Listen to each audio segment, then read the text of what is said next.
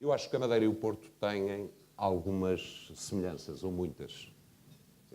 Têm sensivelmente o mesmo número de habitantes, 250 mil habitantes, mais coisa, menos coisa. A Madeira é bem maior que o Porto Conselho, terá 15 vezes a dimensão do Porto, mas bem menor que o Distrito do Porto, terá talvez um terço da área metropolitana do Porto, uma marcante influência britânica, vinhos licorosos famosos, conhecidos mundialmente e que todos muito apreciamos, mais recentemente destinos turísticos também conhecidos mundialmente, a Madeira porventura há mais tempo, estamos a competir nesse aspecto. Mas a Madeira é uma NUT 1. NUT é a nomenclatura das organizações, das unidades territoriais do país. Portanto, há 3 NUT 1s no país, a Madeira, os Açores e Portugal continental, e o Porto é uma NUT 3. O Porto é, pois, uma autarquia, a Madeira uma região autónoma. Já foi Presidente de Câmara, é Presidente de um governo regional. Para muitos de nós, que eu pelo menos, e muitos dos que vejo aqui, ainda estudamos a Madeira como uma ilha adjacente, a par das províncias ultramarinas. Quer-nos começar por dar uma ideia, enfim, pedagógica do que é uma região autónoma? Queria, em primeiro lugar, agradecer o vosso convite. É uma honra estar aqui numa cidade que eu gosto muito, com pessoas aqui do Porto, com quem muitas delas têm grandes relações de amizade. Em particular, aqui consegui o professor Valente Oliveira, que já teve a amabilidade de prefaciar um livro há muitos anos. Mas eu acho que era importante, neste contexto, dizer o seguinte. Eu não tenho nenhuma dúvida que há um problema que, quando estamos a discutir, ou queremos discutir aqui a regionalização, é saber porque é que Portugal é, ainda hoje, o país mais centralista da OCDE, é um dos mais centralistas, possivelmente é o mais centralista. E este é a questão que me tem levado a refletir, do ponto de vista prático, a experiência política. Eu não sou um teórico da descentralização, nunca estudei esta matéria a fundo, mas penso no assunto e acho que esta questão do centralismo nacional é histórica, é ancestral e, do meu ponto de vista, tem a ver com a própria matriz do país. E nas minhas reflexões, não sei se estou a dizer uma coisa estúpida, se estou a dizer uma coisa inteligente, cada um vai pensar nisto que eu... Porque é que Portugal, ao fim destes anos todos, historicamente, sempre foi um país centralista? Porque a questão não é de hoje.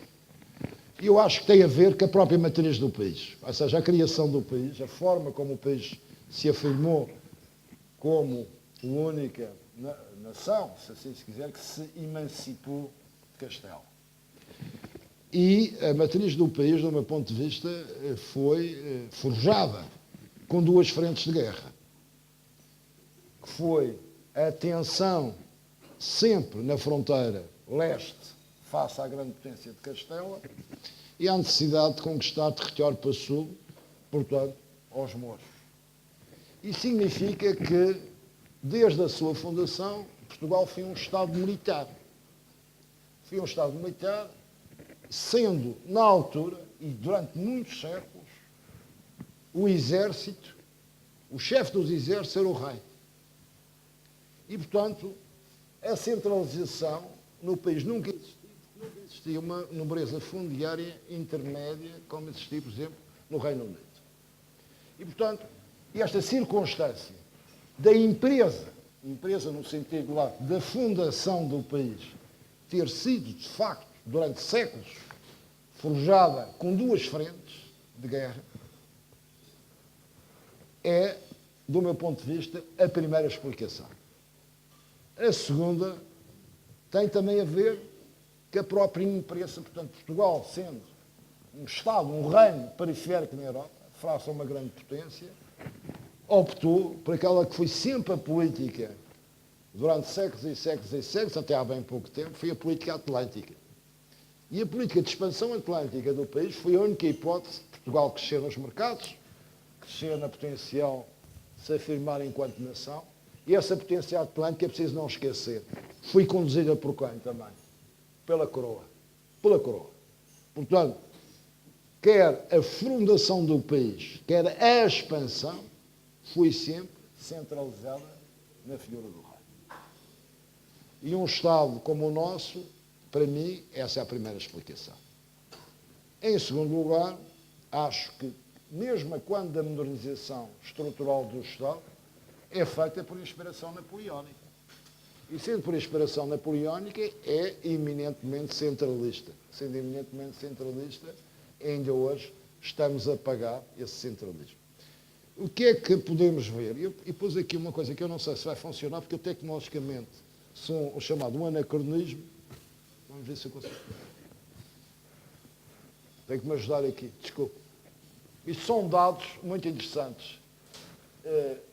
E como é que se vai aferir se um país é centralista ou não é centralista? Do meu ponto de vista, a melhor maneira é, de facto, olharmos para a despesa pública, a repartição da despesa pública na administração local e regional em percentagem. E podem olhar para ali, e países muito atrasados, como vocês sabem, como a Suécia, a Dinamarca, países de facto subdesenvolvidos, a Alemanha, portanto, esses países desenvolvidos têm rácios da despesa pública sempre superior a 40% na administração local ou regional. Ou seja, são Estados eminentemente centralizados. Se olharem para ali muito rapidamente, a média da OCDE é 40 e tal por cento, a média da União Europeia é também superior a 33%, e Portugal aqui está com 12,3%, mas já contabilizando as regiões autónomas. Portanto, nós estamos orgulhosamente muito próximos da Turquia e da Grécia. Isto é a primeira razão. Portanto, o que é que acontece? Acontece que esta questão da regionalização, e aqui vamos voltar novamente, é uma questão não económica. Este é um exemplo da repartição dos recursos, mas é essencialmente uma questão eminentemente política e uma questão eminentemente cívica. E não vale a pena estarmos a traduzir tudo. Eu sei que estou aqui com ilustres economistas e ilustres representantes da área económica, mas a primeira questão, quando se fala da regionalização, é falar de dignidade cívica dos cidadãos. E o que não é aceitável é, na verdade, que Portugal continue a persistir num modelo centralizado que é contrário à intervenção dos cidadãos naquilo que lhes diz respeito, ou seja, a democracia não é feita apenas de votarmos uma vez por ano, ou 2 vezes por ano, ou 3 vezes por ano. É essencial perceber que a democracia é também feita da possibilidade dos cidadãos intervirem nos assuntos da res pública que diretamente lhes dizem respeito. E isso é essencial perceber, por isso, que o que está em causa na regionalização não é apenas um problema de equidade de repartição de recursos, é, na verdade, um problema de assegurar direitos de cidadania aos cidadãos, no sentido de elas decidirem relativamente à afetação de recursos e a outras questões que lhes dizem diretamente respeito da res pública, e os cidadãos têm o direito de decidir relativamente àquilo que é melhor para o seu destino. E isto é, de facto, também uma questão que hoje está na ordem do dia. Mas a terceira questão que está aqui também tem a ver que muitas vezes as pessoas pensam que se Portugal é um país centralizado, acontece que há uma região, que neste caso será Lisboa, que ganha com isso. Mas se nós formos hoje ver os resultados da convergência ou divergência, tem que me ajudar aqui, desculpe, por acaso é interessante, quem é que ganha com a centralização? Este é ótimo. E as pessoas vão dizer, Lisboa ganha à custa do Porto, ou ganha à custa da Madeira, ou ganha à custa do Alentejo. A verdade é que ninguém ganha, toda a gente fica a perder. Porquê? Porque se nós temos um país centralizado, temos um país com assimetrias de desenvolvimento. E um país com assimetrias de desenvolvimento é um país mais atrasado do que um país harmonioso. Porque se nós temos uma região, por exemplo, como Lisboa, que concentra o poder, essa concentração de poder faz com que os recursos sejam de forma iniquamente distribuídos e faz com que as outras regiões empobreçam. Se as outras regiões empobrecem, é evidentemente que a região central também sofre com isso. E olhem para aqui, que é uma coisa interessante. A evolução do PIB per capita, em relação à média da União Europeia, desde 2000, as únicas regiões que asseguraram a convergência foram as regiões centralizadas que não estão num contexto continental. Foi os Açores e a Madeira. Mas olhem para aqui. Qual foi a região que divergiu mais com a média da União Europeia? Foi a região metropolitana de Lisboa. Porque não há nenhuma região que consiga evoluir se o restante do país também não cresce. E por isso é que nós costumamos dizer que a questão da centralização ou regionalização é uma equação de forma nula, ou seja, ninguém ganha. Portanto, respondendo à sua pergunta, desculpe-me alongar, qual é o problema e porquê, o que é que a Madeira ganhou com autonomia política e administrativa? A autonomia ganhou, em primeiro lugar, uma aspiração de cívica, de direito ancestral. E quando digo ancestral porque, à semelhança do Porto, há uma semelhança que me mencionou entre o Porto e a Madeira, a circunstância da Madeira ter uma matriz muito liberal, como o Porto sempre teve. E essa matriz refletiu-se sempre num conjunto de revoltas contra o poder central. A última delas ocorreu em 1931. O meu avô foi um dos dirigentes dessa revolta contra o Estado Novo na altura, teve preso várias vezes, foi da oposição, mas isto é, na verdade, uma aspiração de autonomia, de poder trazer o poder de decisão política para junto dos cidadãos residentes na região. Isto é uma questão que não é apenas económica.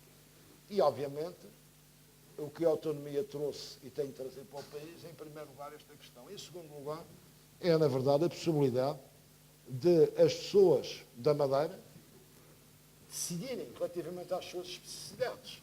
Ou seja, eu costumo dizer, e vou dar aqui um exemplo para as pessoas perceberem como era importante o Porto ter uma autonomia regional ou uma regionalização, decidirem sobre o que é importante para o Porto. Vejam o que é que se passa hoje. Se nós olharmos para a legislação e o poder decisório em Lisboa, tem decidido, por exemplo, algo que é muito próximo. Há 3 ou 4 freguesias de Lisboa que neste momento estão com problemas de alojamento local. Então vai-se fazer uma legislação nacional no sentido de dificultar o alojamento local, porque Lisboa tem esse problema. Mas há regiões no Norte, no Centro, no Alentejo e no Algarve que não têm esse problema e até precisam do alojamento local. Portanto, e porquê? Porque o problema está próximo do decisor. Porquê que há 30 anos ninguém resolve o ordenamento florestal e estes incêndios terríveis? Porque nem o Terreiro do Paço, nem São Bento, nem a Assembleia da República têm florestas a entrar por ali dentro de eucalipto. E, por conseguinte, o ordenamento florestal só existe na cabeça dos legisladores e dos decisores quando existem tragédias e incêndios. Portanto, vocês têm aqui um exemplo de como é fundamental termos a proximidade e essa proximidade dos cidadãos no sentido de decidir em termos de desenvolvimento. E, obviamente, podemos, eu não me quero alongar, também não vou usar a palavra, mas só aqui mais uma questão para pensar. Nós, o Porto, por exemplo, o Porto sendo uma região exportadora, é uma região exportadora, uma região de produção, de exportação, como é que pode não estar a decidir sobre matérias que são fundamentais para o seu desenvolvimento? Como é que isso pode acontecer? Acontece porque, na verdade, o Porto não tem poder de decisão sobre matérias fundamentais de gestão de redes públicas e decisão relativamente ao desenvolvimento futuro. Tem poder de decisão relativamente a algumas áreas que são delegadas pelo Poder Central, mas nem essas áreas, muitas vezes, os cidadãos do Porto têm possibilidade de ser consultados sobre elas, nem têm representação sobre elas. Porque a me dizerem que as zonas metropolitanas vão resolver o assunto, não vão resolver.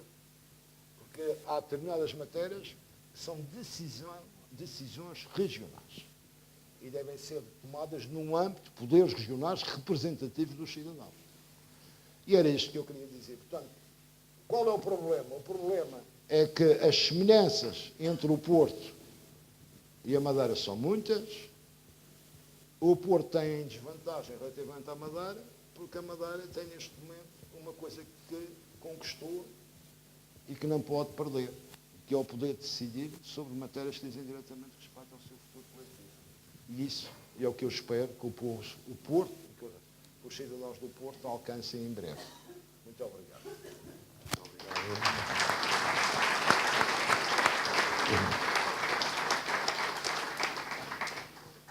Muito obrigado, Miguel, pela sua resposta, que ultrapassou largamente o âmbito da pergunta e, enfim, e que relança o jogo que falava que é de soma nula e que eu interpreto como querendo dizer que o centralismo é pior do que soma nula.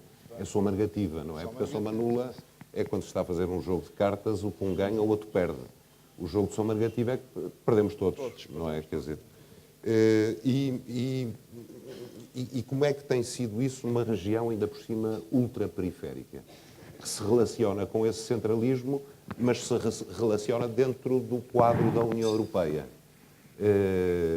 O que é que tem sido a evolução da Madeira nestes últimos 40 anos, no quadro do centralismo que já deixou aqui assim patente, e no quadro do relacionamento com a União Europeia e da forma como a União Europeia trata as regiões ultraperiféricas?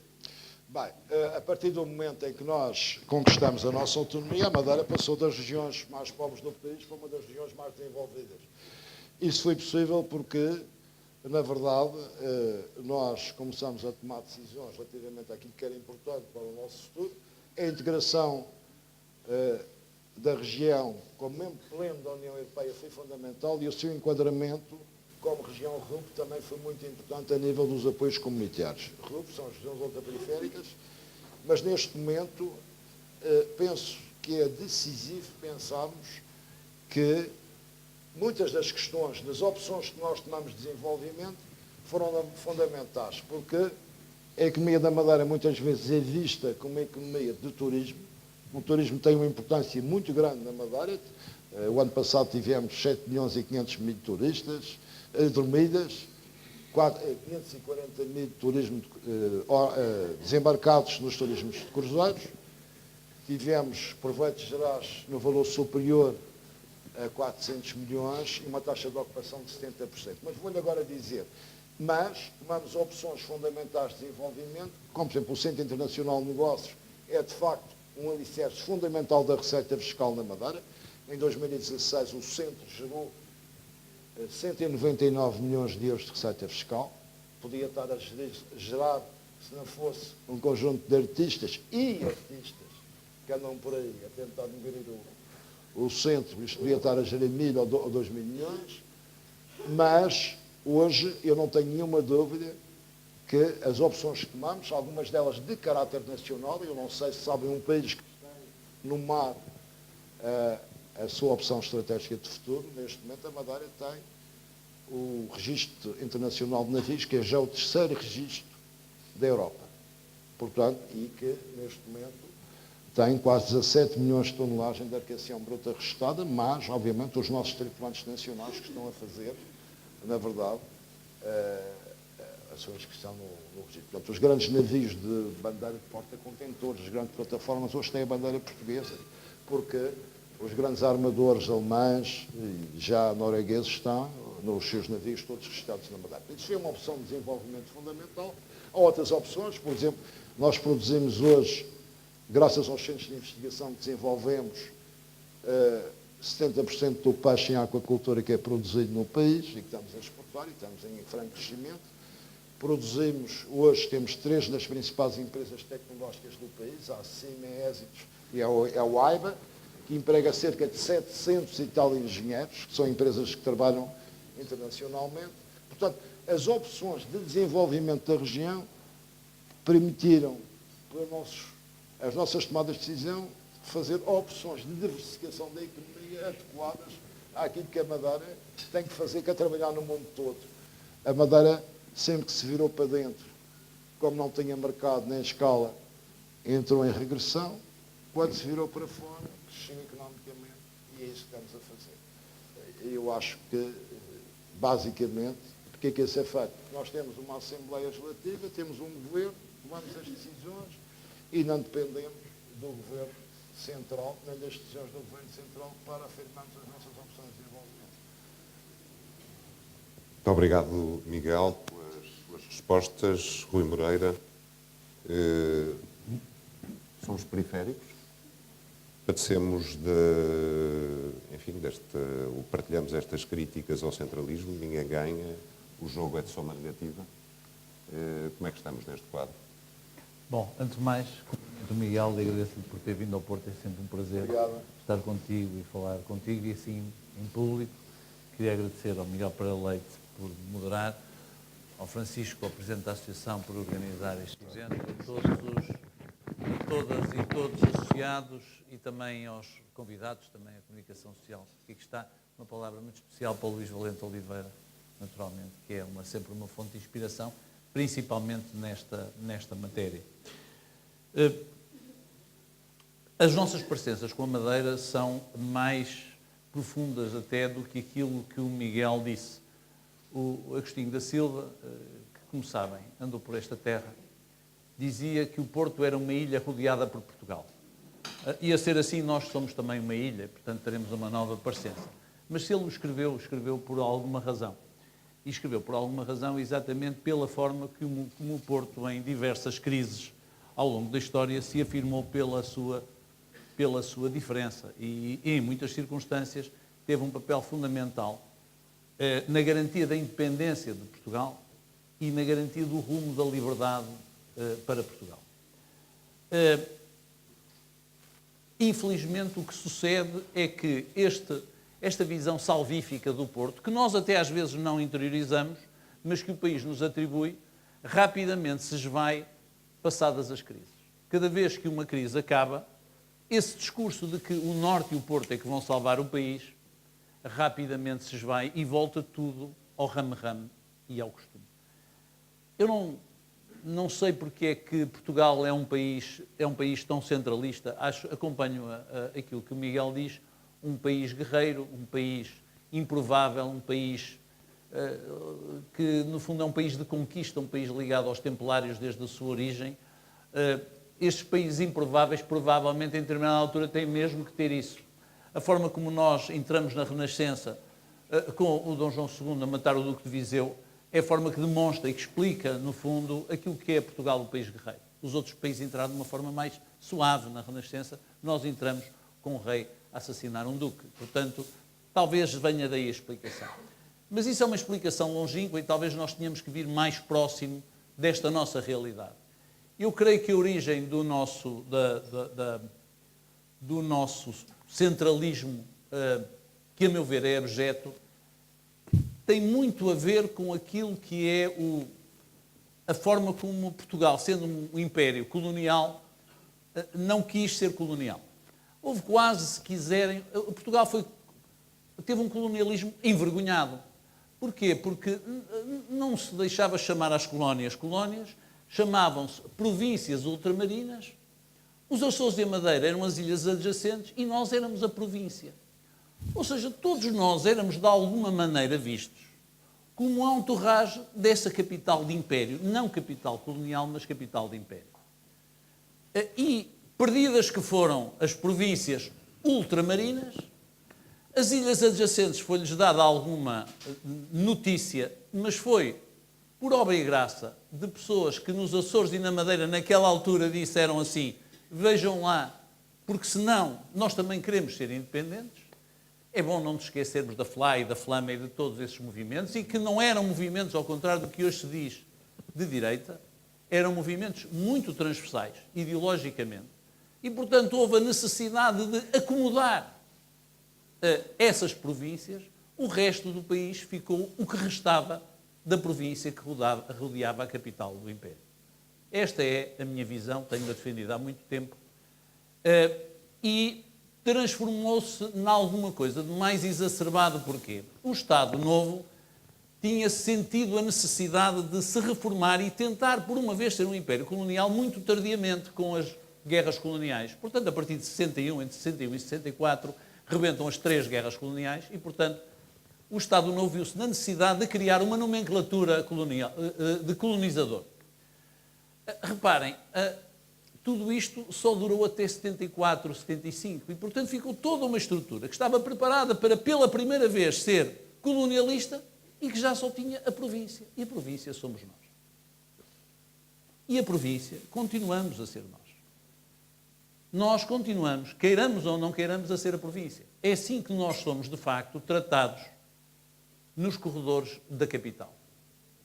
É evidente que de vez em quando surgem alguns movimentos como o nosso, que também se calhar só podia ter surgido no Porto, e que a determinada altura dizem, bom, isto é tempo de pensar e de nós, de alguma maneira, darmos a palavra aos cidadãos e de nós sairmos disto. Mas, no restante, o país persiste sempre no mesmo modelo. Num modelo muito imobilista, de uma Constituição que ela própria é muito imobilista, de uma Constituição que tem artigos que não podem ser alterados, mesmo que 100% dos portugueses estejam de acordo, deve ser o único país do mundo que tem isto, está lá escrito. E, portanto, que de alguma maneira confere ao regime, da forma que ele está organizado, um modelo que protege corporações, e as corporações têm dado e dilapidado o país. Corporações essas que naturalmente se aproximam do epicentro, por natureza, porque o epicentro chama sempre as corporações, e daquilo que tem a ver com o corporativismo. Curiosamente, o país nunca foi tão corporativista como depois do 25 de Abril. Só que já não se chama corporativista, mas afinal as corporações continuam todas elas a existir. E existem numa determinada nomenclatura que se move em círculos mais ou menos, umas vezes concêntricos, outras vezes excêntricos, mas que se tocam e que continuam a dominar a política nacional. Eu não sei se é política, mas é pelo menos o poder. Ou seja, há de facto uma nomenclatura que não quer partilhar o poder.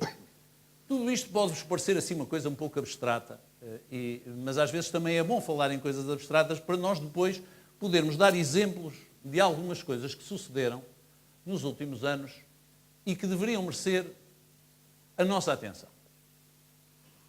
Alguns pequenos exemplos que são o reflexo desta avaliação que eu vos estou a fazer.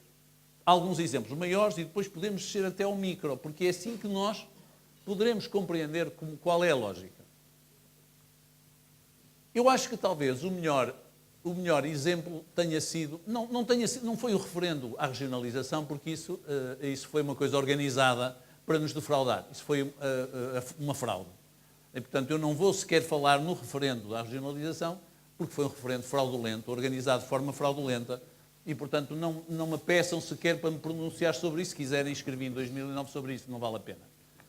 Porque isso não é aí que as coisas de facto se organizam. Mas verifiquem algumas coisas.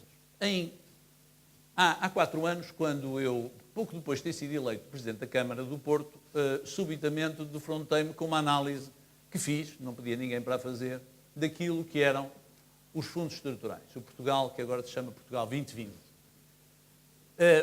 E rapidamente, não sei se recordam de eu ter feito uma intervenção em que chamei a atenção para que os fundos, aquilo que vinha da Europa, exatamente que tem como objetivo aproximar as regiões de convergência daquelas regiões que já atingiram a convergência, iriam ser maltratados, iriam ser dilapidados, iriam servir para serem, se quiserem, furtados dessas regiões para aquilo que era o equilíbrio orçamental que então se procurava. Não sei se recordam, todos os partidos, sem exceção, disseram que eu era um exagerado, que eu estava a maltratar o então Secretário de Estado, por quem até tinha consideração, e que não tinha nenhuma fundamentação relativamente àquilo que estava a dizer, e lembrar-se-ão com certeza das afirmações que fez então o Sr. Presidente da Comissão de Coordenação à época. Passados 4 anos, verifiquem o que é que sucedeu. Mas eu não sei se se recordam do exemplo mais objetivo que eu dei, que tinha a ver com o seguinte. Há um programa que é suposto ajudar a modernizar a indústria portuguesa, chamada Compete. Eu questionei, entre outras coisas, porque aquilo é uma coisa muito densa, mas perguntei uma coisa bastante simples. Porquê é que o Compete há de estar situado em Lisboa? Não será que isto terá um impacto absolutamente marcante na forma como o Compete vai servir para auxiliar a modernização da indústria portuguesa que então se procurava? Porquê é que o Compete, apostado que está na exportação, há de estar no local que é o sítio do país onde se exporta menos e onde se importa mais? E porquê é que a norte ou a centro isto não se verifica? Reparem o que é curioso. O que é curioso é que quando nós usamos este argumento, o que é que nos acusam imediatamente? De sermos bairristas. Como se isto fosse alguma nódoa que subitamente nos pudesse apagar. A verdade é que durante esse tempo, e quando isso aconteceu, nós próprios, de repente, ficamos tolhidos. A maior parte das pessoas ficaram tolhidas, apesar de concordarem com aquilo que eu estava a dizer, mesmo as associações setoriais ficaram com medo de dizer isto, não fossem ainda serem mais prejudicadas, que já viriam a ser, porque sabiam que iam ser. Passados 4 anos, temos o resultado que temos. Podem perguntar à indústria o que sucedeu. Este é o exemplo acabado de haver um programa que é suposto contribuir para atenuar exatamente os desequilíbrios, que é suposto apostar numa região que vinha demonstrando a sua enorme capacidade para exportar, que o país todo dizia o Norte salvou-nos outra vez, e, no entanto, pegaram naquele dinheiro, concentraram-no em Lisboa e agora andam lá nos planos de infraestruturas que, quando acabarem, o que vão fazer é o Porto do Barreiro. É isto onde vão acabar, onde isto vai sempre desaguar. Ou seja, esta lógica é a lógica macro, mas nós podemos olhar a coisas mais simples, mais próximas e mais recentes e que a todos nós, de alguma maneira, nos mobilizou ou nos afligiu. Como se recordam, faz agora um ano, no princípio de maio, ficou-se a saber que o Portugal queria concorrer a uma agência europeia, a Agência Europeia do Medicamento. E Portugal tinha já, nessa altura, a trabalhar um conjunto de sábios que estavam a preparar uma candidatura. Mas não estavam a preparar uma candidatura de Portugal, estavam a fazer uma candidatura de Lisboa. Está escrito. Resolução do Conselho de Ministros. Portanto, enquanto os outros países estavam a tentar candidatar o país, Portugal estava a candidatar Lisboa. E eu, na altura, escrevi uma carta ao Sr. Primeiro-Ministro, que não revelei publicamente, em que lhe chamava a atenção que, se calhar, achando eu muito bem que a Agência do Medicamento pudesse vir para Portugal, e não tendo nada contra que viesse a Lisboa, que talvez valesse a pena medir, pesar, sopesar os argumentos a favor e contra a localização, ou seja, aquilo que se faz sempre, a análise comparada. E na altura, felizmente depois houve outros intérpretes na cidade do Porto que também se empenharam nisso, e portanto não quero dizer que fui apenas eu, mas eu levantei a questão do ponto de vista, se quiserem, teórico, e rapidamente se percebeu que Lisboa tinha uma fragilidade, desde logo. Fazia parte do caderno de encargos que se deveria procurar desconcentrar também as agências europeias. E Lisboa tinha 2 agências europeias. Aliás, tem 2 agências europeias, ainda bem que tem 2. Portanto, a probabilidade de Lisboa ter uma terceira faria de Lisboa um caso absolutamente excepcional e que contrariava todo o outro argumentário. A verdade é que o Sr. Primeiro-Ministro entendeu isto, foi criada uma comissão que fez o seu trabalho e nós, a Portugal, apresentou uma candidatura, a meu ver, séria, em que chegou à conclusão, essa comissão independente, que de facto o Porto tinha um melhor argumentário. Quando essa candidatura não teve sucesso, e era difícil, convenhamos, ter sucesso, era difícil concorrer com Milão, ou concorrer com Copenhague, ou concorrer com Amsterdã, e de facto o Porto não ganhou. Não sei se se recordam o que é que a nomenclatura nacional disse. Disse, Portugal perdeu por ter apostado no Porto. e chegaram ao tupete de dizer isto foi por causa do aeroporto do Porto. Num tempo em que, entretanto, a companhia aérea, onde Portugal, o Estado português tem 50%, mal soube da candidatura europeia, anunciou imediatamente a redução de voos do Porto para a Europa, que, entretanto, já se arrependeu e já aumentou o número de voos. Ninguém disse o seguinte: Lisboa, pura e simplesmente, não teria ficado, como o Porto ficou em 5º lugar, teria ficado em último lugar, ou não teria sequer sido considerado, porque tinha 2 agências, coisa que nenhuma cidade tinha. E tudo isto passou e nós todos ficamos praticamente aterrorizados com a ideia. Afinal, nós estragamos o jogo. Ou seja, primeira vez que o Porto se quis sentar à mesa, estragou o jogo. Mas então, disse o Sr. Primeiro-Ministro, um dia telefona, não é segredo, e diz-me: olha, vai-te ligar daqui a um bocadinho o Sr. Ministro da Saúde. E o Sr. Ministro da Saúde ligou-me e disse: olha, no seguimento do trabalho feito por causa da EMA, chegamos à conclusão que o Infarmed devia mudar para o Porto. O que é que o Sr. Presidente acha? Acho bem. Acho bem. O que é que eu havia de achar? Ainda por cima era de manhã, eram 9 menos um quarto, eu ainda não tinha tomado pequeno almoço, não tinha tomado o meu sumo de laranja matinal. Eu disse: acho bem e tal. Nos dias seguintes, viram o que é que aconteceu. Nos dias seguintes, a Presidente do Infarmed, que sendo uma senhora ilustre e foi casada com um grande português, resolveu insultar praticamente o Governo e juntamente o Presidente da Câmara do Porto. No eixo do mal, acho que é assim, fui tratado por idiota por não ter dito que não queria o Infarmed.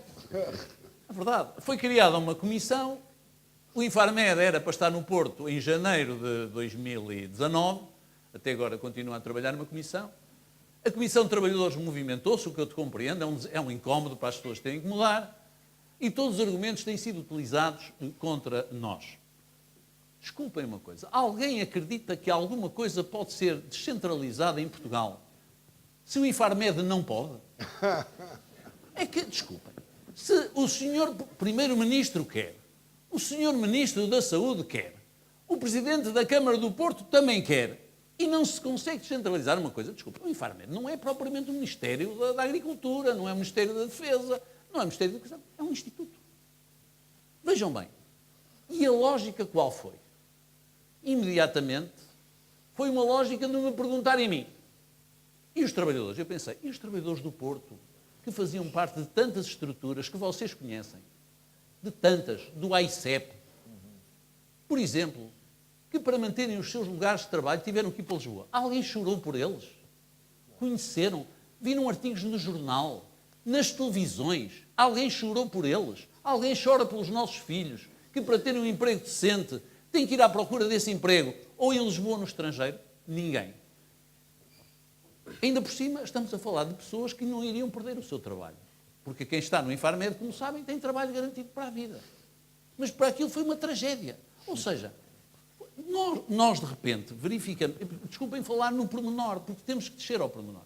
Eu pergunto-vos, acreditam que depois daquilo que aconteceu com estas circunstâncias que eu vos contei, que nós poderemos algum dia ter descentralização real, sem nos apropriarmos da parte política dessa descentralização? O meu pai dizia que nunca tinha visto uma ovelha tosquiar-se a si própria. E, portanto, o Estado, este Estado que manda em nós, que é um Estado que não está nos políticos, está ali nos meios, nos interstícios, não fará certamente a tosquia a si própria. Só o fará se nós o conseguirmos fazer através da política. Através da política. E através da política, aquilo que nós temos verificado é que o modelo político montado é um modelo político que, apesar de tudo, não conseguiu desembrulhar isto. O modelo representativo, eu gosto da democracia representativa, como calcularão, não conseguiu desembrulhar o caramelo. E porquê é que não conseguiu? Não sei se já repararam para que é que servem os distritos em Portugal. Como sabem, falou-se das NUTs, antes eram regiões autónomas, depois criaram-se as NUT 2 e as NUT 3. E os distritos desapareceram. Só não desapareceram para duas coisas. Para os distritais de futebol, e sabem para quê? Para os círculos dos partidos políticos. Porquê? Porque até aí não quiseram mexer. Não quiseram mexer. Ou seja, quiseram manter uma estrutura em que, à exceção dos Açores e da Madeira, em que a insularidade é reconhecida e de alguma maneira recompensada na representação no Parlamento, no caso da província, isso não é reconhecido. E, ao mesmo tempo, quem é escolhido pelos partidos políticos tem que mais ou menos prometer e garantir que está lá como deputado eleito pela nação. Como se a nação não incluísse a região, como se não incluísse a cidade, como não se incluísse o sítio de onde ele vem, o seu eleitorado. E, portanto, depois acaba por se criar aqui um jogo em que o que acontece é que, quando chega ao Parlamento, as decisões que o Parlamento toma, as pessoas rapidamente esquecem de quem foi as pessoas que os elegeram, porque eles já não querem saber de quem os elegeu, querem saber de quem os escolheu para serem eleitos, que é uma coisa diferente. E vou acabar com o último exemplo, talvez o mais ridículo de todos. Há um ano atrás, o Parlamento português deliberou por unanimidade, uma proposta relativamente ao aumento da rede do metro do Porto. Todos os deputados votaram, todos da nação votaram a favor de um alargamento da linha do metro do Porto, que na cidade do Porto alargava, sabem quantos centímetros? 0 centímetros, não é metros. Zero. E ao fim de algum tempo de trabalho, com o Sr. Ministro do Ambiente, com o Ministério do Ambiente, nós conseguimos concluir que, apesar de tudo, iríamos conseguir aqui uns quilómetrositos. Esses mesmos partidos disseram que o Presidente da Câmara do Porto tinha sido pouco ousado, porque tinha aceito uma solução para o metro do Porto que era pouco ousada. Quando eles, no Parlamento, tinham votado por unanimidade uma solução que fazia metro em Gaia, fazia metro na Trofa, fazia metro nos sítios mais recônditos, é verdade, também querem, com certeza. No Porto, tinha 0. E enquanto isto assim for, compreendem que é muito difícil nós agarrarmos o poder. É por isso que eu tenho cobiça do poder que os madeirenses têm, que o Miguel representa. Não é do Miguel em si, naturalmente, como compreendem. Ou seja, é perfeitamente razoável que nós queiramos desenvolver um modelo de regionalização, mas, por favor, não nos venham com regionalizações administrativas, porque isso não funciona. Ou nós temos uma regionalização política, ou então o país vai continuar. Agora, continuaremos conformados a um país que se lembra de nós quando está doente. E eu gostava que se lembrasse de nós quando está de boa saúde.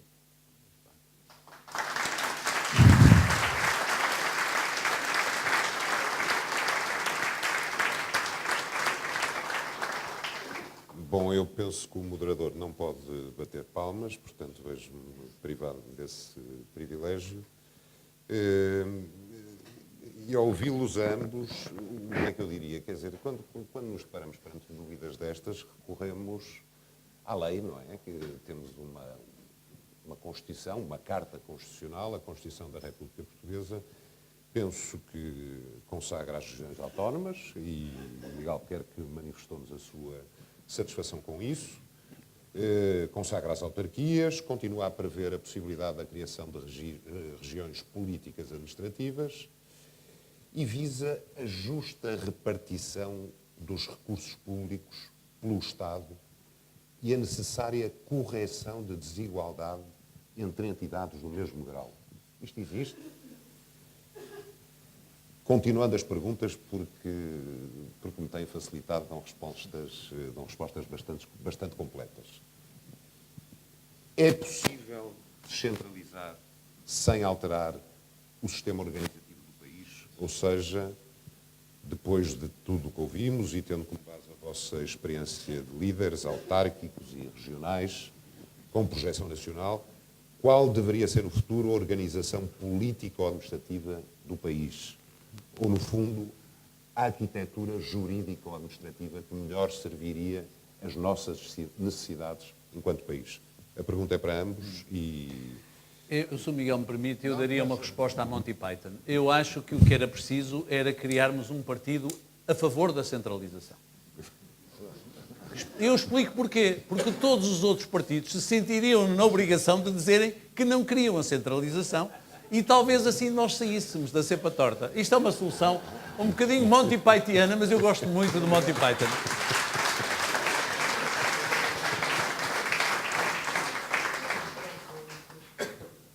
Bem, eu acho que há duas questões aqui relativamente à regionalização e que têm a ver em primeiro lugar, com a necessidade de reassumirmos a política na sua causa nobre, porque nós convertemos nesta sociedade de spoiler, nós vivemos numa sociedade de spoiler,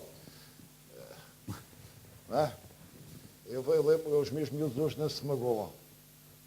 E eu partia a cabeça todas as semanas e o meu irmão. Portanto, nós vivemos numa sociedade confortável, ninguém quer fazer ondas, toda a gente se conhece, não queremos ter inimigos.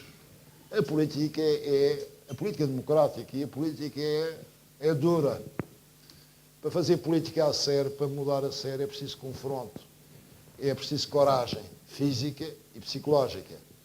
E nós vivemos num ramo muito agradável, porque é o nosso regime, em que toda a gente se conhece, ninguém quer fazer ondas, ninguém quer ficar mal com ninguém, mas as grandes mudanças históricas são feitas, normalmente, por política pura e dura, por dialética forte, e, obviamente, eu não acredito que haja nenhuma regionalização em Portugal, nem que haja nenhuma reforma do regime que não resulte de duas coisas, ou de uma crise conjuntural.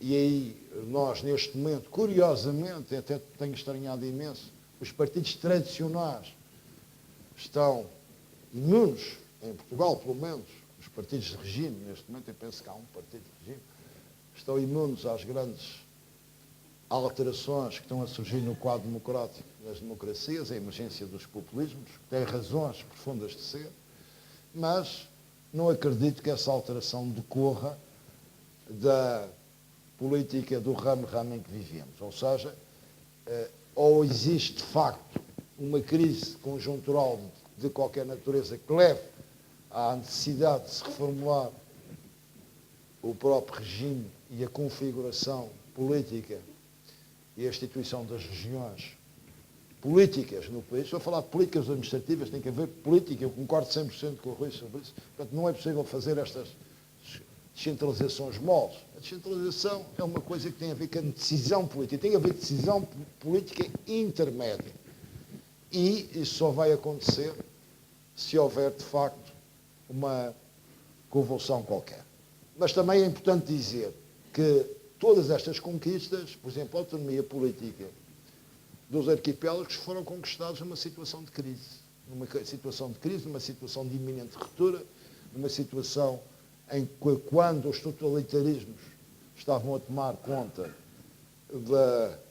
ou estavam na iminência de tomar conta, e aí, mais uma vez, o Norte e o Porto teve aqui um papel muito importante na resistência ao totalitarismo, havia os movimentos de emancipação, que eram transversais e que, na verdade, levaram a que fosse instituído, quase pela força, um regime autonómico lato para as duas regiões. O que é que pode acontecer? Eu estou convencido que as pessoas vão ter, mais cedo ou mais tarde, se convencer que o país, com esta macrocefalia, não vai ter possibilidades de competir na Europa. E não vale a pena estarmos com grandes teorias, vamos fazer isto à inglesa, porque nós gostamos imenso de andar à volta do assunto com muita retórica. Basta pegar nos regimes, nos países da OCDE e ver como é que se fez lá. Não é preciso estar a inventar a roda está inventada e nós temos que ter um regime de regionalização política em Portugal, e penso que é importante para o desenvolvimento do país, para o fortalecimento da democracia, para a justiça e o esbatimento das assimetrias no desenvolvimento.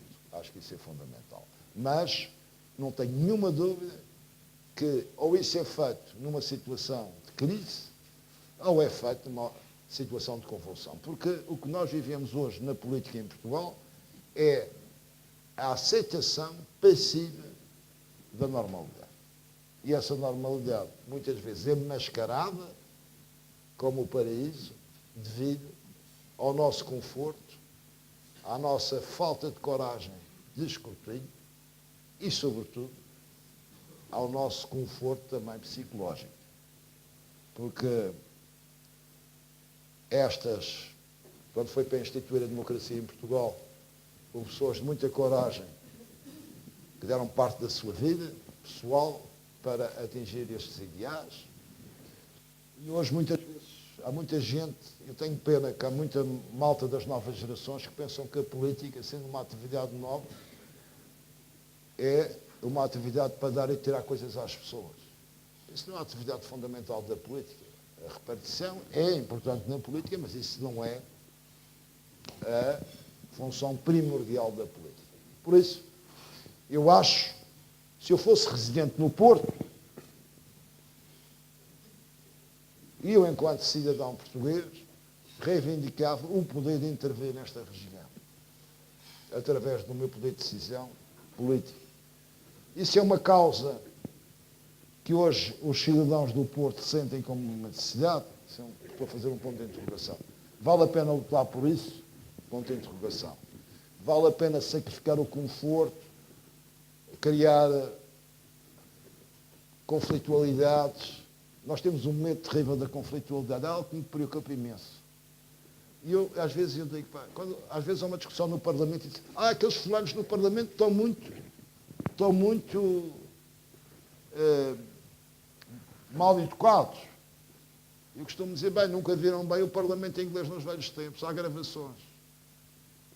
E a democracia é, de facto, feito da dialética, da confronto. O confronto é muito salutar a democracia.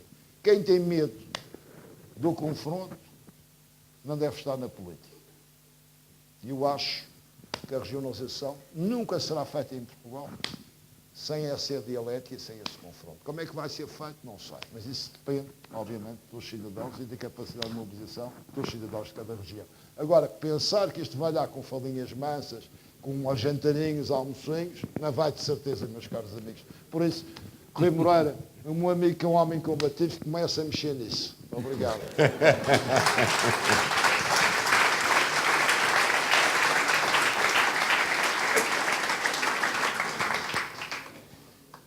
Bom, quando as conversas são agradáveis, o tempo corre depressa. Nós ultrapassamos já por bastante, sem repararmos aquele que era o tempo previsto para esta primeira fase do debate.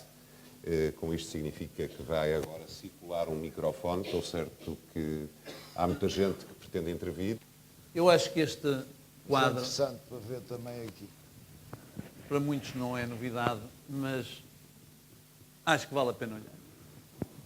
Ou seja, o que são as exportações e as importações em percentagem do PIB. E, portanto, não sei se veem qual é o problema que nós temos. Qual é o problema que Portugal tem estruturalmente, tradicionalmente? É o déficit da sua balança comercial. Podemos dizer que através do turismo isto pode ser de alguma maneira contrabalançado, é evidente que contrabalançado. Mas isto demonstra qual é o problema que nós temos. E quando o poder está concentrado exatamente na região que diverge do que é a economia do país, compreendem que temos um problema, para além de tudo mais, que é a própria percepção das políticas necessárias. Isto é um bom exemplo. Isto é bom para pensarem sobre as perguntas que querem colocar. Porque é aqui que as coisas estão. É este o problema. Por isso vos digo que nós somos a província. Ou seja, reparem, há uma parte que não é a capital de império. Tem a economia da capital de império. Tudo compra porque tem dinheiro para tudo comprar. Nada tem que produzir, não precisa de produzir. Isto é a capital de império. Está aqui o que eu defini. Em termos da descrição, se quiserem, macropolítica do que é o território. Por isso é que nós somos província. Está aqui. Isto é demonstração de que nós somos província. E como agravante é que isto depois tem um reflexo no PIB per capita de cidadão. Claro. Cuidado com isto. Não.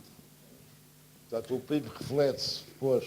E porquê é que Lisboa e Val do Tejo, portanto, Lisboa, área metropolitana, divergiu mais? Podem perguntar. Mas se é assim, porquê é que eles divergiram mais da média europeia durante os últimos anos? Porque como é que acabam as capitais do Império? É quando as províncias estão doentes. É lógico, chega-se a um momento em que saca-se tanto da província que depois a própria capital definha. Os impérios morrem assim. A União Soviética morreu assim.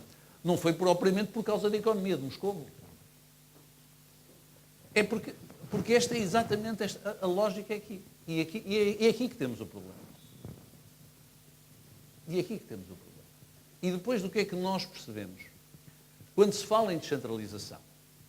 Descentralização é nós assumirmos, nós queremos-la se assumirmos as nossas competências. Não é por delegação de poderes. Porque por delegação de poderes nós tínhamos as antigas direções regionais, que ainda existem por aí.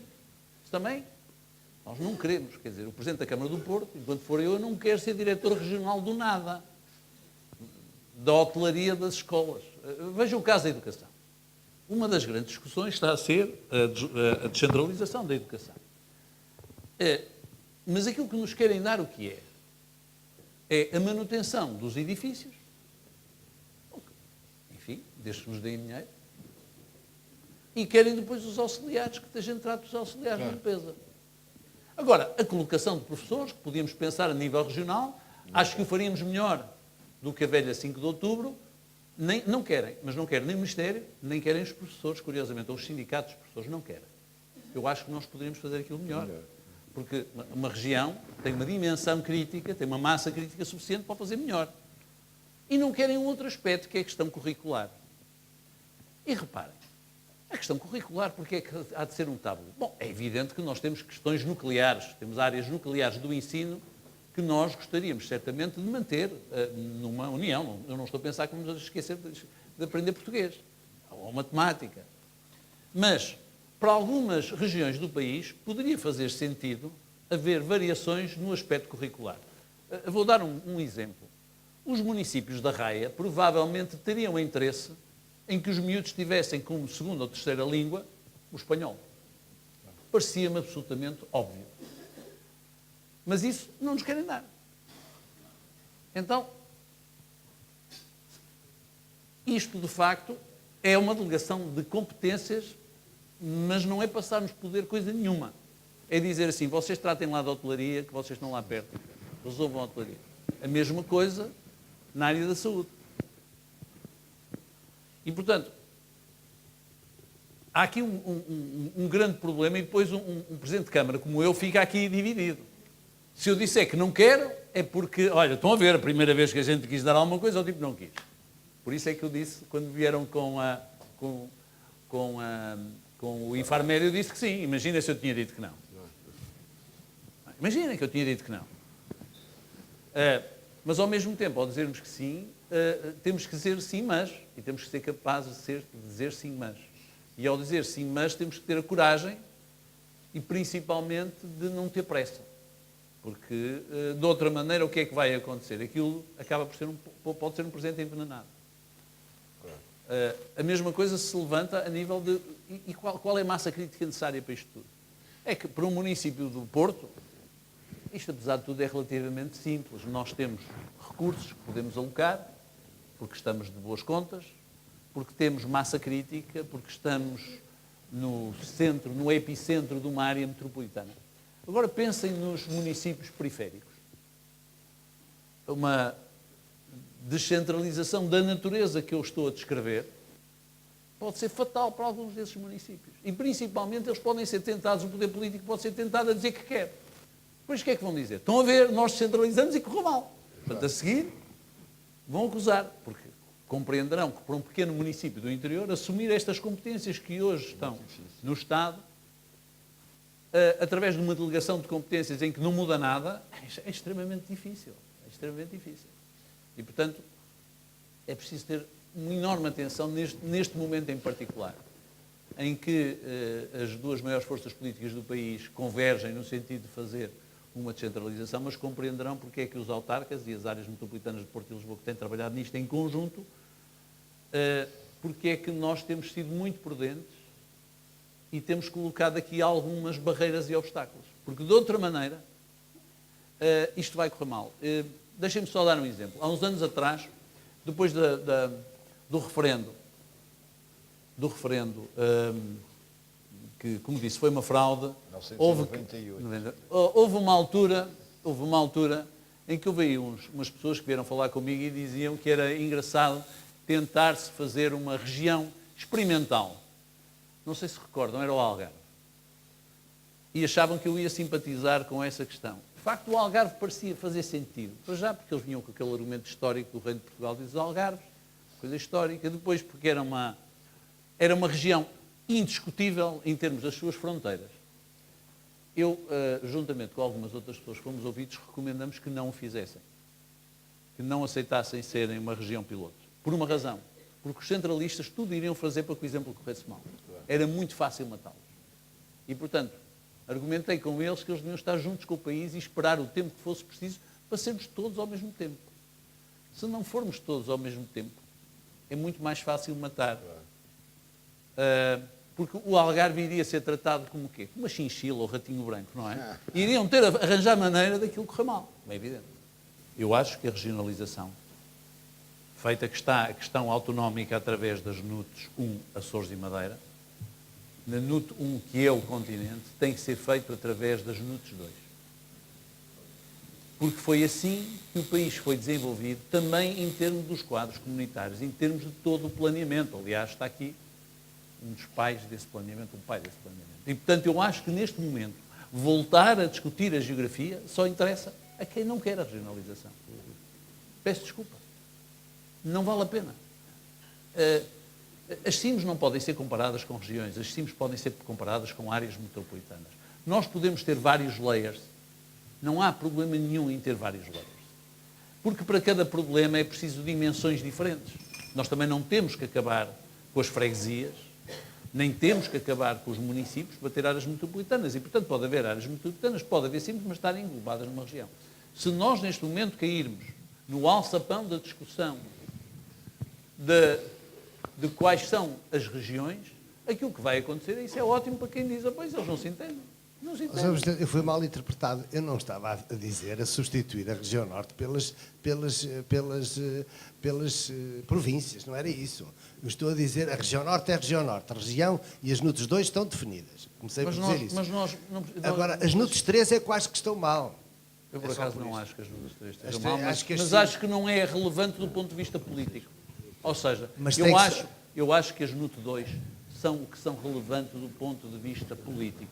E devo já dizer que, enquanto Presidente da Câmara do Porto, acho que nós devíamos ter a nossa Madeirinha na região norte.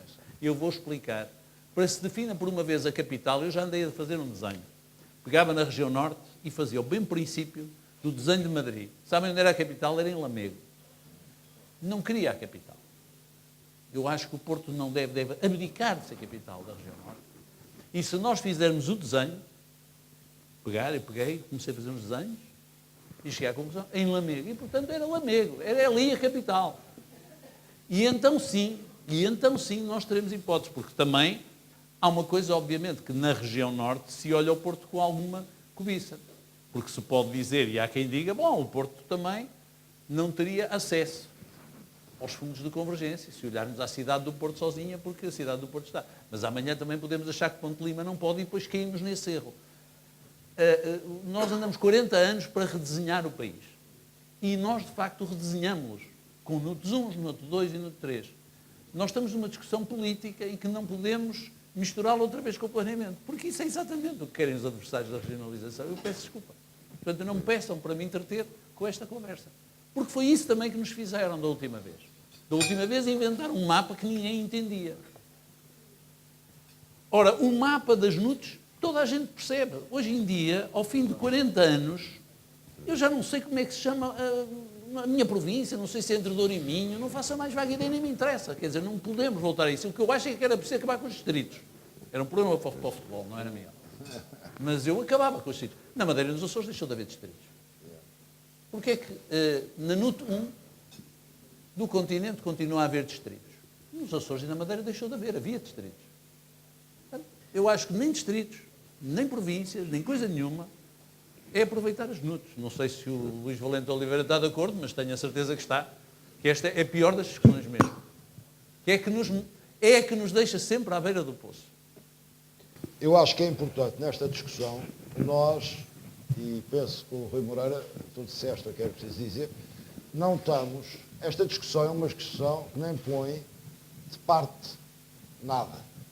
E não devemos confundir o municipalismo. O municipalismo, de facto, é algo que é importante e que se deve manter, como as freguesias, Da mesma forma que também não é importante muitas vezes discutir a questão que, por exemplo, aqui ao lado nós temos, que é o Estado, a Espanha, que a Constituição espanhola reconhece que é um Estado com diversas nações, algumas, ou a maioria das regiões espanholas correspondem a uma nação e outras não.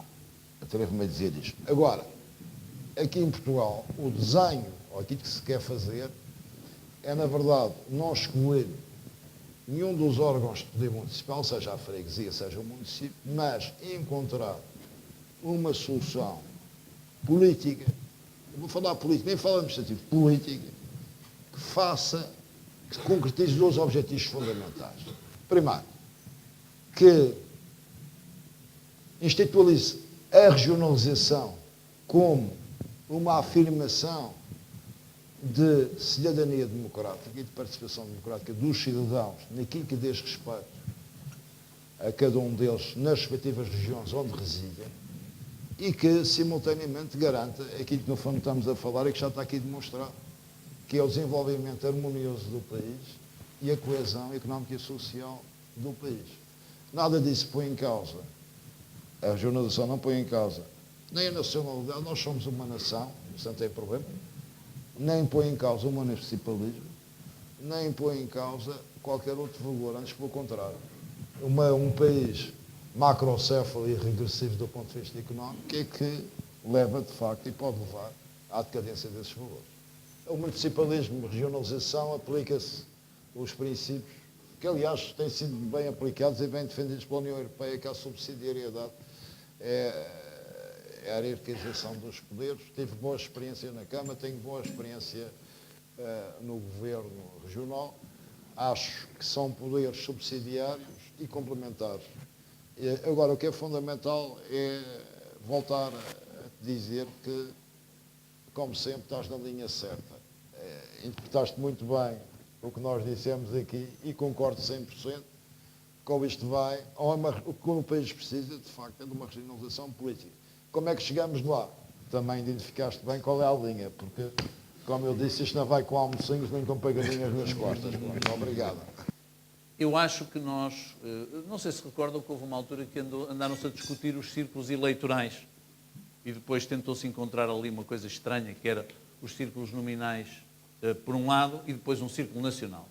Eu sempre fui contra isso. Os círculos uninominais têm um problema de distorção, o bem conhecido caso inglês. Haver círculos uninominais e um círculo nacional iria fazer com que houvesse deputados de primeira e os deputados, os parolos da província. Haveria imediatamente uma fórmula de tratar mal aqueles que fossem eleitos pelos círculos eleitorais uninominais, que podiam ser das NUT 3. Eu nunca defendi isso. Eu acho que era preciso, repito, voltar aos distritos e acabar de vez com esta forma de representação. E acho que se devia desafiar os partidos, enquanto é tempo, a mudar os círculos regionais e para que os círculos regionais fossem, no caso dos Açores e da Madeira, o problema está resolvido, são as NUT 1, como já hoje são, não eram no passado. E no caso do continente, deveriam ser as NUT 2. E os círculos eleitorais serem maiores. Isto tinha algumas vantagens, principalmente para os partidos mais pequenos, que hoje se sentem despojados de qualquer representatividade em círculos eleitorais onde só 3 deputados são eleitos. E teria, desde logo, uma outra vantagem, era testar melhor o território. Mas depois acho que devíamos criar uma segunda condição, que era permitir que fosse cada um de nós, ao votar, votasse no sistema finlandês, ou seja, 2 vezes. Nós dizíamos o partido em que queremos votar e a partir daí abria o leque dos deputados proposto por ele e nós, não era pela lista imposta pelo partido, éramos nós que lá íamos carregar. Ou seja, se eu amanhã quisesse, eu vou dizer um partido em que não votaria, se eu quisesse votar no Bloco de Esquerda, carregava o Bloco de Esquerda e depois, querendo a Catarina Martins, tinha que ir à procura da Catarina Martins e carregá-la. Estão a ver? E, portanto, a nossa representatividade seria uma representatividade garantida pelos partidos dentro das NUTs, o que seria o percurso natural para depois essas NUTs se assumirem com a dimensão política que precisam para depois fazer a regionalização. Eu acho que essa seria a forma pacífica de levar a cabo um modelo que acabaria por dar uma outra dimensão a isto. Portanto, eu acho que há um caminho intermédio entre a ruptura, de que o Miguel fala, e que vai surgir mais tarde ou mais cedo, porque a ruptura surgirá sempre através de uma crise constitucional de qualquer natureza, ou através da criação de pseudopartidos regionais, não podendo ser regionais por causa da Constituição, é fácil criá-los. É Miguel, fácil. quer dizer mais Só alguma queria coisa? complementar, porque eu acho que é importante nós falarmos aqui de um aspecto da regionalização política que não foi focada, porque parece que isto é tudo rosas e a assunção de responsabilidades políticas por parte das regiões é um mar de rosas, não é? Porque nós obriga também aos dirigentes políticos a tomar opções. A tomar opções quando, por exemplo, no nosso caso, vamos dar um exemplo, eu tenho que tomar opções na saúde, a saúde na Madeira custa mais de 300 milhões de euros dos impostos por ano, a educação custa 334 milhões. Ou seja, obriga também, na verdade, à classe política, ao contrário do que se diz que se ia criar mais estruturas para criar taxas e mordomias para um conjunto de pessoas, para uma nova classe política, mas eu acho pior do que aqui existe, não pode existir, não é? Pior que isto era o caos, mas obriga, na verdade, a que haja decisores com sentido de responsabilidade. Porque se houver, de facto, um poder regional, um poder mais próximo e intermédio das pessoas, há também maior transparência, maior poder de escrutínio por parte dos cidadãos, maior possibilidade dos cidadãos ponerem as más decisões e incluindo nessas más decisões, os maus gastos, os desperdícios e o não aproveitamento do dinheiro. Mas até aí, acho que é fundamental também percebermos que a questão das funcionalidades, e qualquer economista sabe isto, as grandes funcionalidades do sistema português, em termos financeiros, não está, obviamente, nas regiões nem nos municípios, nem nas regiões autónomas. Ainda há pouco, e lamento dizer isto, o senhor Primeiro-Ministro foi fazer uma cena, no outro dia à Assembleia da República, a dizer que nós tínhamos contribuído para o agravamento do déficit. A única região que teve superávit fomos nós, a Madeira. Agora, isso implica o quê? Implica que neste debate, ou nesta causa da regionalização política, esta questão seja também acentuada. Ou seja, isto não é tudo facilidades. Nós vamos ter, por exemplo, e isso vai ser visível nas regiões, o crescimento exponencial nos próximos anos, devido à nossa demografia baixa e ao envelhecimento, e há uma coisa positiva que foi o aumento da esperança de vida da população, gastos exponenciais, com crescimentos exponenciais na área da segurança social e na área da saúde, devido à esperança média de vida. Nós hoje temos, na verdade, quer pela tecnologia, os investimentos na saúde são investimentos cada vez mais altos. Na segurança social e na terceira idade, como se costuma dizer, são também cada vez mais altos. Na educação, eu gasto 334 milhões de euros na educação. Tenho a possibilidade de introduzir áreas curriculares em consonância, ainda há pouco tivemos a falar, na área das matemáticas, na área da robótica, nós já temos, neste momento, porque temos grandes empresas tecnológicas que, neste momento, precisam, de facto, que essa orientação seja feita já a nível curricular do básico, que já estamos a fazer, quer as turmas de recuperação, mas não se pode dizer disto as turmas de recuperação porque é politicamente incorreto, então dizemos que há flexibilidade curricular e estamos a trabalhar muito na área da robótica e da matemática já desde o primeiro ciclo. Porquê? Porque vamos orientar grande parte dos alunos para as tecnológicas que temos na Madeira a trabalhar a nível global. Portanto, temos aquilo que o Rui estava a dizer, a possibilidade de o fazer de uma forma enviesada, porque os currículos são, de facto, um dogma devido ao conjunto alargado de burrices elevadas que constam desses currículos, mas são dogmas absolutos.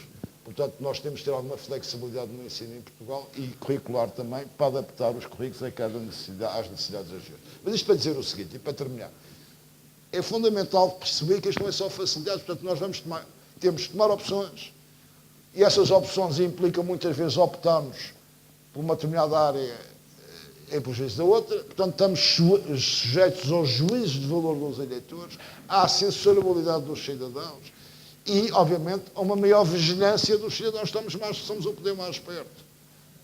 dos mais perto, para além do município. Portanto, não acho que isso implique grandes desperdícios, nem implique que o dirigente regional vai pagar a prima, ou a cebolinha, ou a afogada. Acho que isso é muito mais fácil de fazer a nível de um Estado macrocéfalo, onde tudo é muito grande e tudo se dispersa.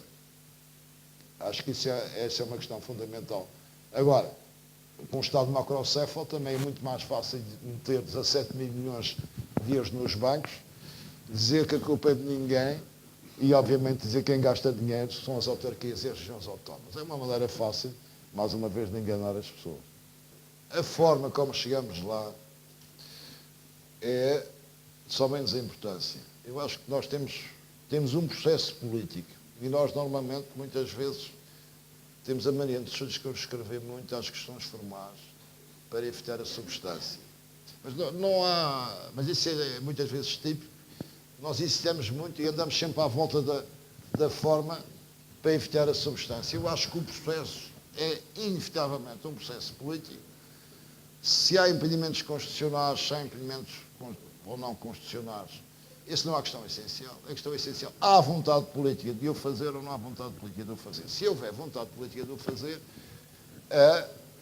os óbices legais, mesmo os más estruturais do regime, temos que ter possibilidades de ultrapassar.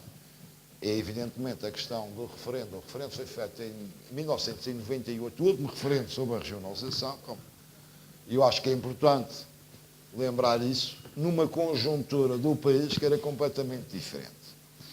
Só de 1998 tínhamos uma situação ainda de euforia, de crescimento relativo, de crédito fácil e, obviamente, a campanha foi uma campanha absolutamente desastrosa.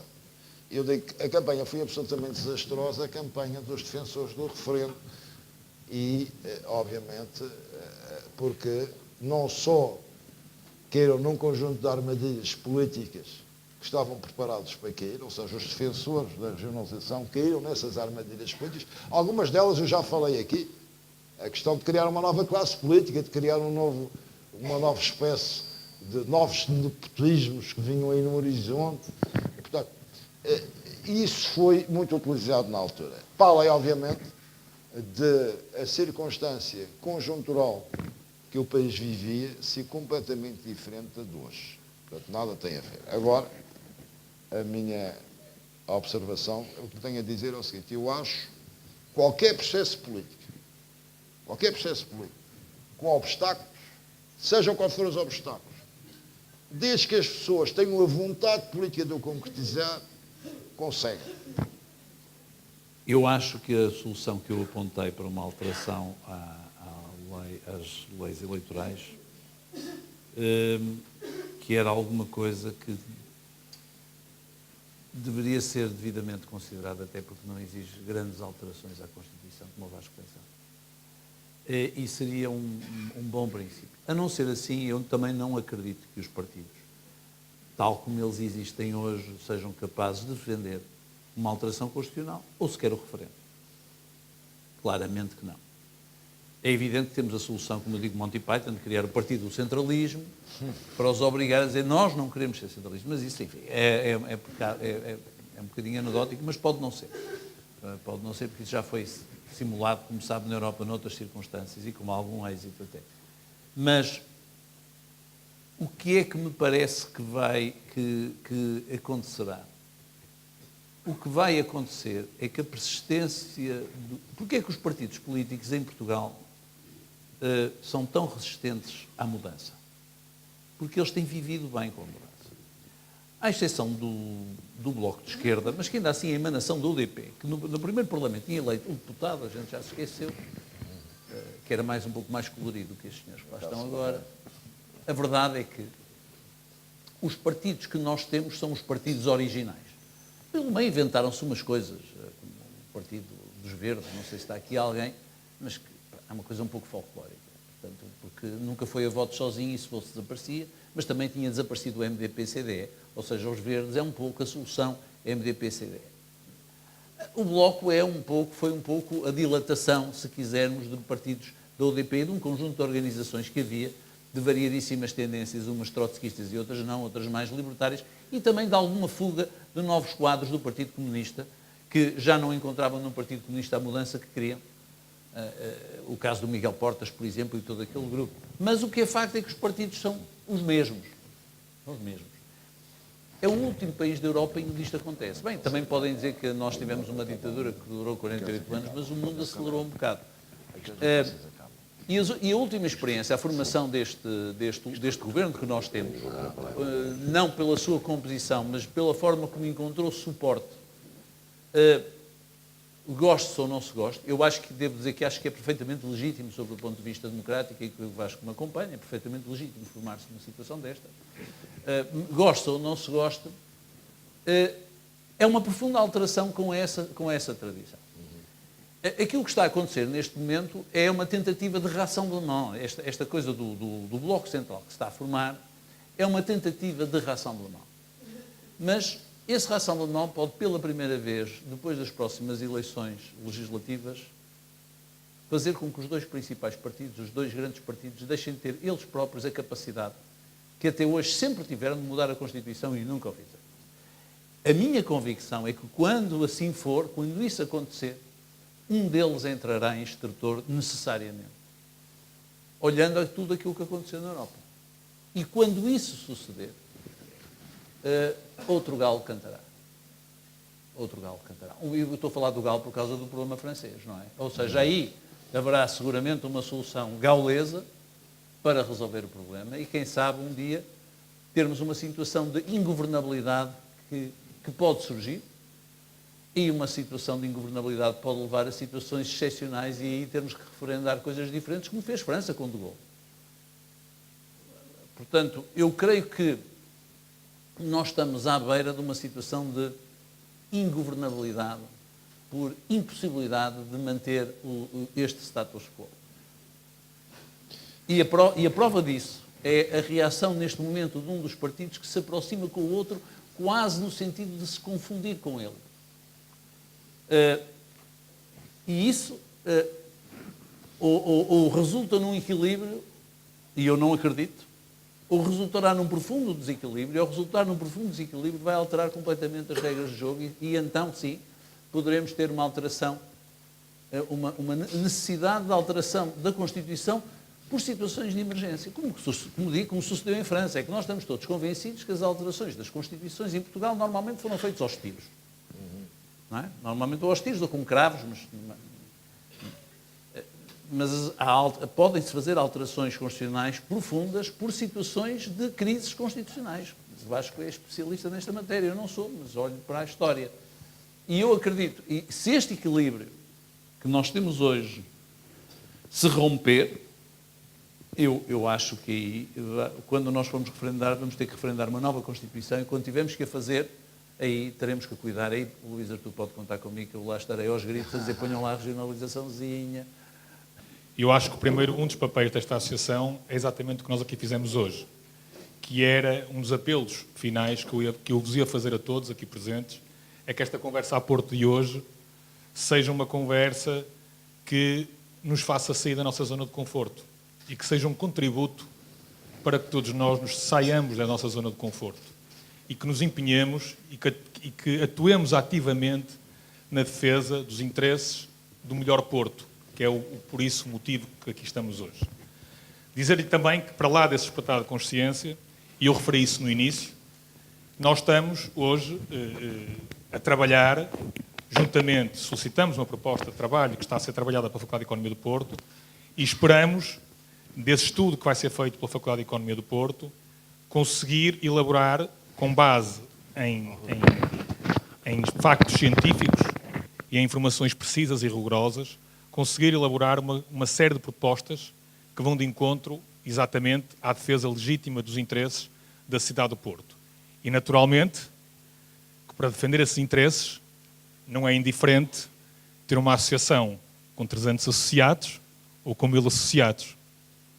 E, portanto, eu mais uma vez apelo a que todos os que são associados que nos tragam novos associados e àqueles que aqui estão hoje que não são ainda associados e que se reviram naquilo que nós aqui hoje vos trouxemos, que se façam associados da associação e nos ajudem a dar voz a esta defesa dos interesses da nossa cidade.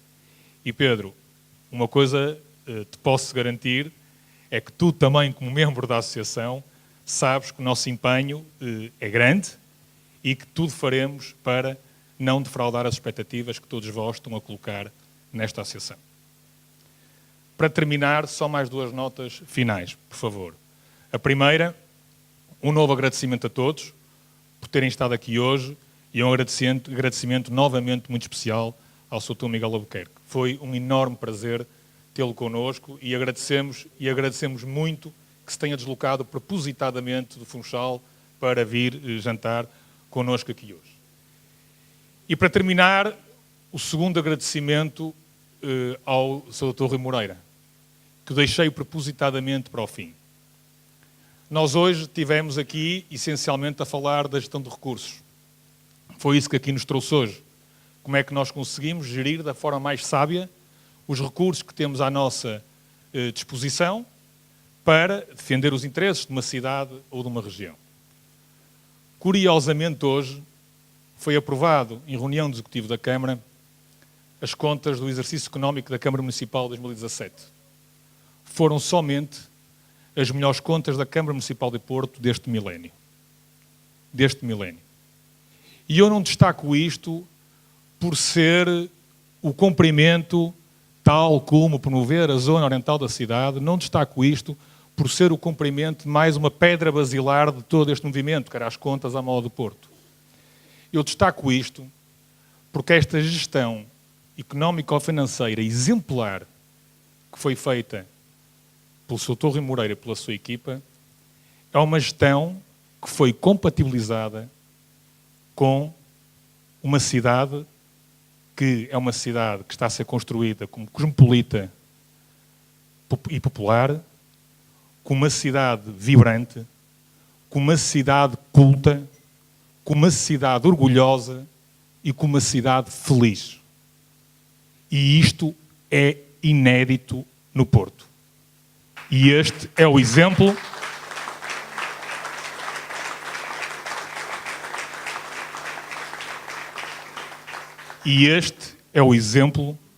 que do Porto deixamos ao país. Muito obrigado a todos e boa noite. Muito obrigado.